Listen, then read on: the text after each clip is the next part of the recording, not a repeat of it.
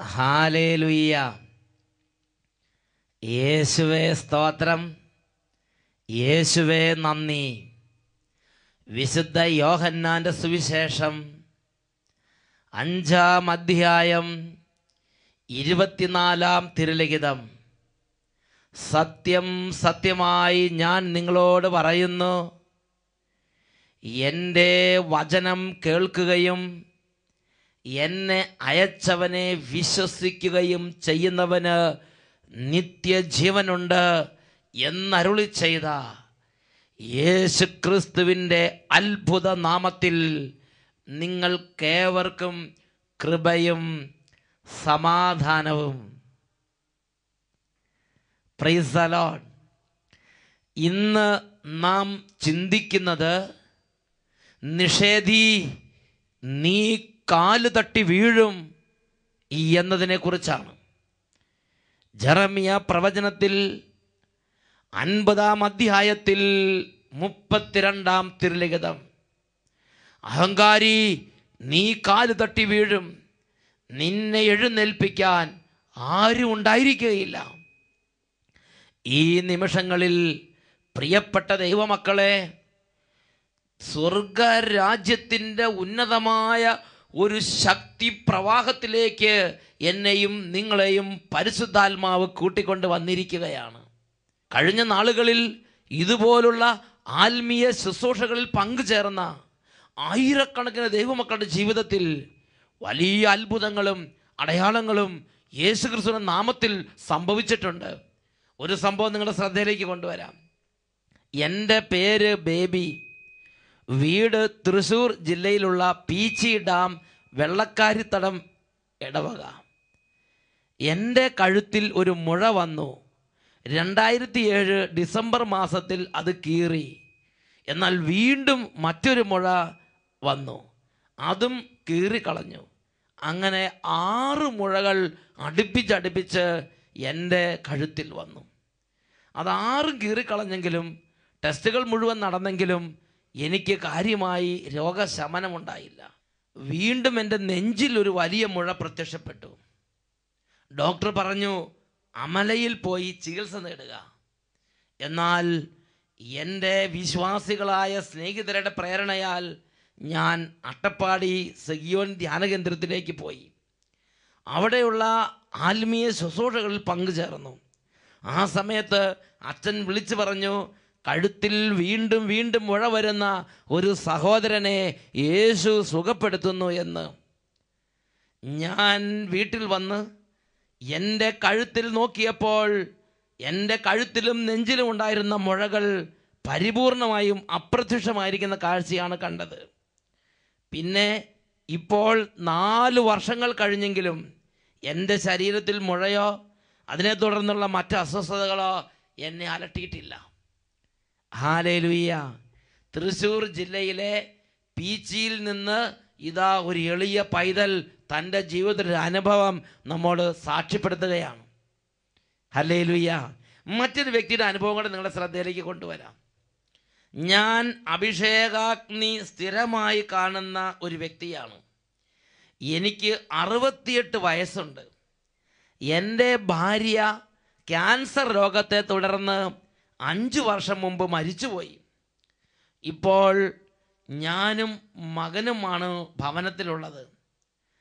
കടബാധ്യതയിലാണ് ഞാൻ കഴിയുന്നത്. എൻ്റെ ആധാരം ബാങ്കിൽ പണയം വെച്ചിരിക്കുകയായിരുന്നു. ബാങ്കിൽ പണം തിരിച്ചടക്കേണ്ടതിൻ്റെ ദിവസം കഴിഞ്ഞ് ഞങ്ങളുടെ വസ്തു ലേലത്തിൽ വെച്ചിരിക്കുകയാണെന്ന് പറഞ്ഞ് ബാങ്കിൽ നിന്ന് നോട്ടീസ് വന്നു. 15 ദിവസത്തിനുള്ളിൽ നടപടികൾ ഉണ്ടാകുമെന്നും അതിൽ പറഞ്ഞിരുന്നു. എന്നെ സംബന്ധിച്ചിടത്തോളം ഇത് തിരിച്ചടയ്ക്കുവാൻ എൻ്റെ മുമ്പിൽ ഒരു നിവൃത്തി ഉണ്ടായിരുന്നില്ല. ഞാൻ ആകെ തളർന്നു പോയി.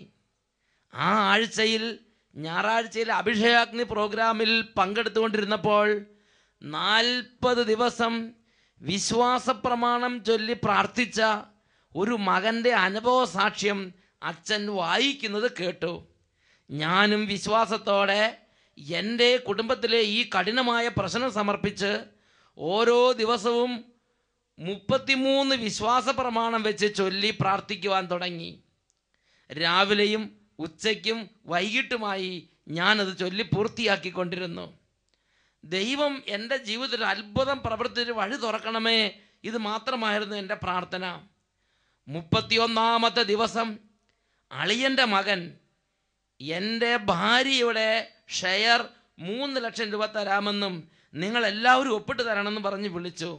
എനിക്കോ എൻ്റെ കുടുംബാംഗങ്ങൾക്കോ എൻ്റെ ഭാര്യയ്ക്ക് പോലും അറിയാത്ത ഒരു തുകയാണിത്. ദൈവം ഞങ്ങളുടെ ആ കഠിനം ഞെരുക്കത്തിൽ നിന്ന് ഞങ്ങൾ അത്ഭുതകരമായി പുറത്തു കടത്തി. ഇന്ന് ഞങ്ങൾ സമാധാനത്തിൽ ജീവിക്കുന്നു. ഈ പ്രോഗ്രാമിലൂടെ എൻ്റെ സ്നേഹിതരായ അനേകം വ്യക്തികളുടെ ജീവിതത്തിലും ഈശോ അത്ഭുതങ്ങൾ ചെയ്യുന്നത് ഞാൻ അറിയുന്നുണ്ട്. അതുപോലെ ഷുഗർ രോഗിയായിരുന്ന എനിക്ക് പല്ലെടുത്തതിനെ തുടർന്ന് വങ്ങ തുറക്കാൻ പറ്റാതെ ഒരാഴ്ചയോളം ഞാൻ കഷ്ടപ്പെട്ടു. ആ ആഴ്ചയിൽ അഭിഷേകാഗ്നി പ്രോഗ്രാമിൻ്റെ സമയത്ത് എനിക്ക് മിണ്ടാൻ പറ്റുന്നില്ല. കണ്ണുനീരോടെ മാത്രം ഞാൻ പ്രാർത്ഥിച്ചു. ആ പ്രോഗ്രാം തീർന്ന ക്ഷണത്തിൽ തന്നെ എൻ്റെ വാ തുറക്കപ്പെട്ടു. എൻ്റെ വായിലെ വേദനകൾ മാറി. എനിക്ക് സംസാരിക്കാനും ഭക്ഷണം കഴിക്കാനും തക്കവണ്ണം സൗഖ്യം നൽകി കർത്താവ് അനുഗ്രഹിച്ചു. എറണാകുളത്ത് നിന്ന് ജേക്കബ് KV സാക്ഷ്യപ്പെടുത്തുകയാണ്. ഹല്ലേലൂയ. ഫോട്ടോ വെച്ച് ഫുൾ അഡ്രസ്സ് എഴുതി ജേക്കബ് ഏട്ടൻ തൻ്റെ അനുഭവം രേഖപ്പെടുത്തുകയാണ്. Praise the Lord. പ്രിയപ്പെട്ട ദൈവമക്കളെ, ഇങ്ങനെയുള്ള ദൈവവചന പ്രഘോഷണ ശുശ്രൂഷകളുടെ സമയത്തും രോഗങ്ങൾ സൗഖ്യപ്പെട്ടവർ അവർക്കുണ്ടായ അനുഭവങ്ങൾ ദൈവജനത്തോട് കത്തുകൾ വഴിയോ നേരിട്ടോ വെളിപ്പെടുത്തി ദൈവത്തെ മഹത്വപ്പെടുന്ന സമയത്തും പരിശുദ്ധാത്മാവിൻ്റെ ശക്തമായ പ്രവർത്തനങ്ങൾ ഇത് കണ്ടുകൊണ്ടിരിക്കുന്നവരുടെ മേലും കേട്ടുകൊണ്ടിരിക്കുന്നവരുടെ മേലും വ്യാപരിക്കുന്നുണ്ട് എന്നുള്ളത് ഒരു യാഥാർത്ഥ്യമാണ്. ഈ നിമിഷങ്ങളിൽ ദൈവം തെരഞ്ഞെടുത്ത മക്കളെ നമുക്കൊരുമിച്ച് സ്വർഗത്തിൻ്റെ ഇടപെടലിന് വേണ്ടി ആഗ്രഹിച്ച് പ്രാർത്ഥിക്കാം. ഒരുപക്ഷെ കാലങ്ങളായി ഇന്നലെ വിശ്വാസം മങ്ങിപ്പോയൊരു സാഹചര്യമാകാം. ഒരുപക്ഷെ പ്രാർത്ഥിക്കാൻ പോലും പറ്റാത്ത വിധം ഹൃദയം കല്ലിച്ചു പോയ അന്തരീക്ഷമായിരിക്കാം. ഒരുപക്ഷെ ദൈവത്തോടുള്ള അടുപ്പം കുറഞ്ഞ് മനസ്സിൽ വേദനയും വലിയ കയ്പ് നിറഞ്ഞ അനുഭവങ്ങളും ആയിരിക്കാം. വലിയ ശാരീരിക രോഗങ്ങളിൽ നീ വേദന അനുഭവിക്കുന്ന സാഹചര്യമാകാം. ഒരുപക്ഷെ ആശുപത്രിയിലോ ഒരുപക്ഷെ കഠിനമായ തരത്തിൽ കുടുംബ പ്രശ്ന നിമിത്തം കണ്ണുനീരൊഴുക്കി ഒറ്റപ്പെട്ടിരിക്കുന്ന സാഹചര്യമോ ആയിരിക്കാം. എന്തുമാകട്ടെ, ഇപ്പോൾ കണ്ണുകൾ അടച്ച് 2 കരങ്ങൾ അല്പം ഉയർത്തിപ്പിടിക്കുക. ഇത് അത്ഭുതകരമായി ദൈവം ഇടപെടുന്ന സമയമാണ്. എല്ലാ ദൈവമക്കളും സ്തുതിച്ചുകൊണ്ടിരിക്കട്ടെ.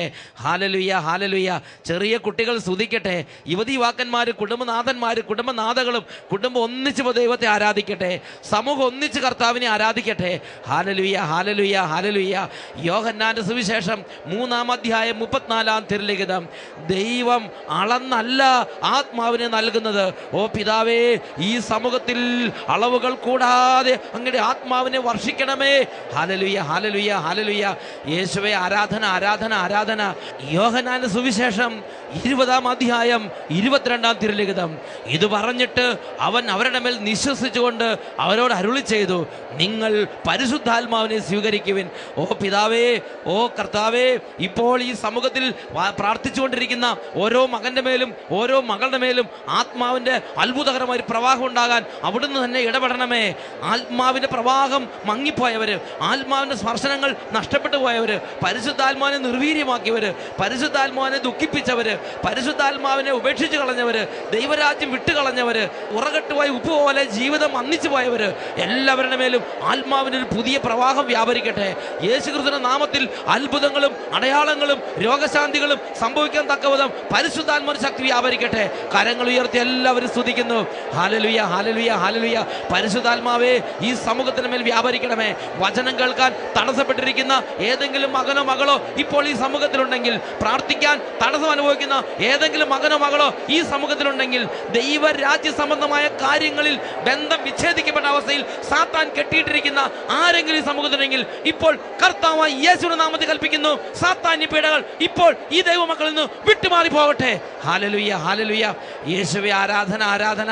Hallelujah, hallelujah. യേശുവേ, ആരാധന, ആരാധന. യേശുവേ, ആരാധന, ആരാധന. Hallelujah, hallelujah. യേശുവേ സ്തോത്രം, യേശുവേ നന്ദി, യേശുവേ സ്തോത്രം, യേശുവേ നന്ദി. Praise the Lord. ജെറമിയ പ്രവചനത്തിൽ 50-ാം അധ്യായത്തിലെ 32-ാം തിരുലിഖിതം അഹങ്കാരി, നീ കാൽ തട്ടി വീഴും. അവനെ എഴുന്നേൽപ്പിക്കാൻ ആരും ഉണ്ടായിരിക്കുകയില്ല. പ്രിയപ്പെട്ട ദൈവമക്കളെ, ഈ അടുത്ത കാലത്ത് ഒരു കുട്ടിയുമായി ഞാൻ സംസാരിക്കാൻ ഇടവന്നു. ആ കുട്ടിയുടെ മാതാപിതാക്കന്മാർ കൂടെയുണ്ട്. അതിനെ നേഴ്സിംഗ് പഠിപ്പിച്ച് അതിനെ വിദേശ രാജ്യങ്ങളിൽ വിട്ട് അതിനിപ്പോൾ ലക്ഷക്കണക്കിന് രൂപ ശമ്പളമുണ്ട്. അത് ഈ അടുത്ത കാലത്തായി ഒരു കഠിനമായ ബന്ധനത്തിൽ ചെന്ന് അകപ്പെട്ട് അതിൻ്റെ പരിശുദ്ധാത്മാഭിഷേകം അത് മങ്ങിപ്പോയി. ഇപ്പോൾ അത് കഠിനമായ തരത്തിലുള്ള ചില കടുംപിടുത്തത്തിൻ്റെ ഉടമയായി മാറി ആ കുട്ടി നിമിത്തം ദിവസങ്ങളോളം കണ്ണുനീർ വാർത്ത മാതാപിതാക്കന്മാരും ബന്ധുക്കളും ആ കുട്ടിയെ ഒരു നാൾ അച്ഛൻ്റെ അടുത്ത് കൊണ്ടുവന്നു. ഞാൻ ആ കുട്ടിയോട് ചോദിച്ച്, കുട്ടി, നീ ഇങ്ങനെ ചെയ്താൽ നിൻ്റെ അപ്പൻ്റെ മനസ്സ് വേദനിക്കില്ലേ? നീ ഈ നടപടിക്രമങ്ങളുമായി മുന്നോട്ട് പോയാൽ, നീ ഇങ്ങനെയുള്ള ചില കൂട്ടുകെട്ടുകളുമായി മുന്നോട്ട് പോയാൽ നിൻ്റെ കുടുംബത്തിൽ നിൻ്റെ അമ്മയും നിൻ്റെ കൂടപ്പിറപ്പുകളെല്ലാം കണ്ണുനീരൊഴുക്കില്ലേ? അപ്പോൾ യാതൊരു കൂസലും കൂടാതെ കുട്ടി പറയാണ്, അവർ കണ്ണുനീരൊഴിക്കാൽ എനിക്കെന്താണ്? അവരുടെ ഹൃദയം വേദനിച്ച് എനിക്കെന്താണ്? അവരുടെ ഹൃദയം വേദനിക്കാതെ നോക്കേണ്ടത് അവരുടെ കാര്യം, എൻ്റെ കാര്യം നോക്കേണ്ടത് എൻ്റെ കാര്യം. ഒരു വക തട്ടുത്തരം പറയുന്ന പ്രകൃതം ആ കുട്ടിയെ നിറഞ്ഞു നിൽക്കുകയാണ്. പ്രിയപ്പെട്ട സഹോദരങ്ങളെ, അതാണ് നിഷേധത്തിൻ്റെ ആത്മാവ്.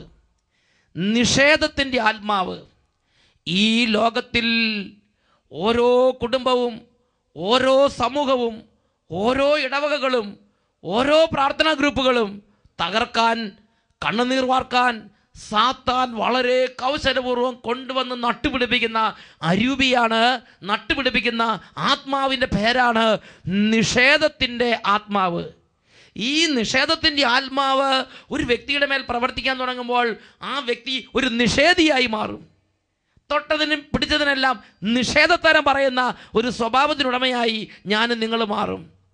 ഇത് ഞാനും നിങ്ങളും വിചാരിക്കുന്നതിനേക്കാൾ കൂടുതൽ ആഴത്തിൽ ഇന്ന് നമ്മുടെ കുടുംബങ്ങളിൽ, വ്യക്തി ജീവിതങ്ങളിൽ, പ്രാർത്ഥനാ ജീവിതത്തിലുണ്ട്.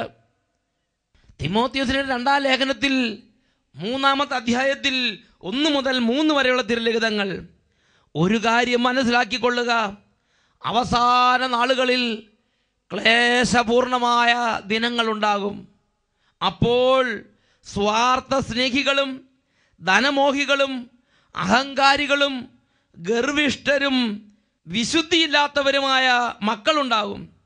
അവർ മനുഷ്യത്വമില്ലാത്തവരും ഒന്നിനും വഴങ്ങാത്തവരും അപവാദം പറയുന്നവരും ആത്മനിയന്ത്രണമില്ലാത്തവരും ക്രൂരന്മാരും നന്മയെ വെറുക്കുന്നവരും വഞ്ചകരും എടുത്തുചാട്ടക്കാരും അഹന്തയുള്ളവരുമായിരിക്കും. പ്രിയപ്പെട്ട സഹോദരങ്ങളെ, ഒരു പ്രത്യേക തരത്തിലുള്ള അരൂപി അവസാന നാളുകളിൽ ജനത്തെ പീഡിപ്പിക്കുമെന്ന് ശ്ലീഹായിലൂടെ പരിശുദ്ധാത്മ പറയുകയാണ്. നിഷേധത്തിൻ്റെ ആത്മാവ്, ധാർഷ്ട്യത്തിൻ്റെ ആത്മാവ്,